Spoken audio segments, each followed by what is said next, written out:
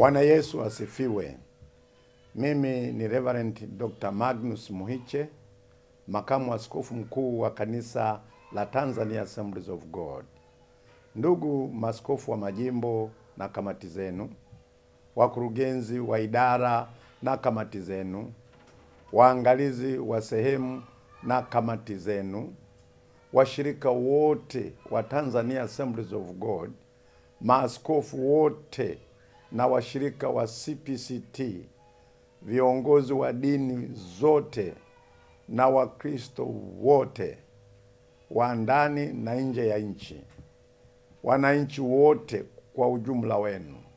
Nachukua nafasi hii kutangaza msiba wa aliyekuwa askofu mkuu wa awamu ya kwanza wa Tanzania Assemblies of God na muasisi wa Upentekoste Tanzania, Reverend Dr. Emmanuel Lazaro, aliyefariki tarehe 17 katika hospitali ya KCMC Kilimanjaro. Ametumika nafasi ya uaskofu kwa miaka 24, nafasi ya uinjilisti kwa miaka 40.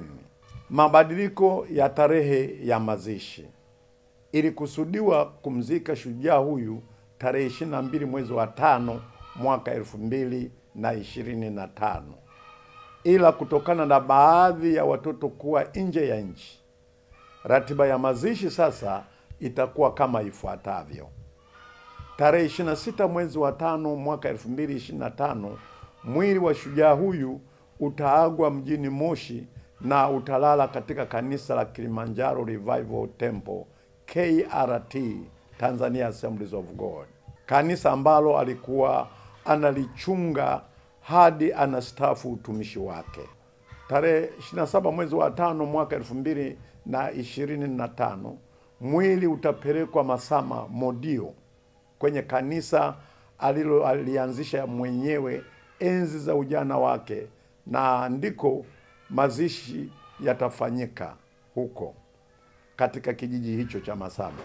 Natoa wito kwa maaskofu na waamini wote wa Tanzania Assemblies of God, maaskofu na waamini wote wa makanisa ya Kipentekoste, viongozi na waamini wote wa madhehebu mbalimbali na wananchi wote, karibuni tumzike mtumishi na mwananchi mwenzetu. Amevipiga vita vyema, imani ameilinda na mwendo ameumaliza. Namalizia kunukuu andiko katika kitabu cha Ufunuo 14, sura ya 14 mstari wa 13b. Biblia inatuambia, heri wafu wafao katika Bwana tangu sasa, naam, asema Roho, wapate kupumzika baada ya taabu zao, kwa kuwa matendo yao yafuatana nao.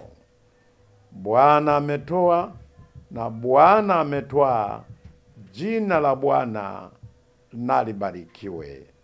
Amen.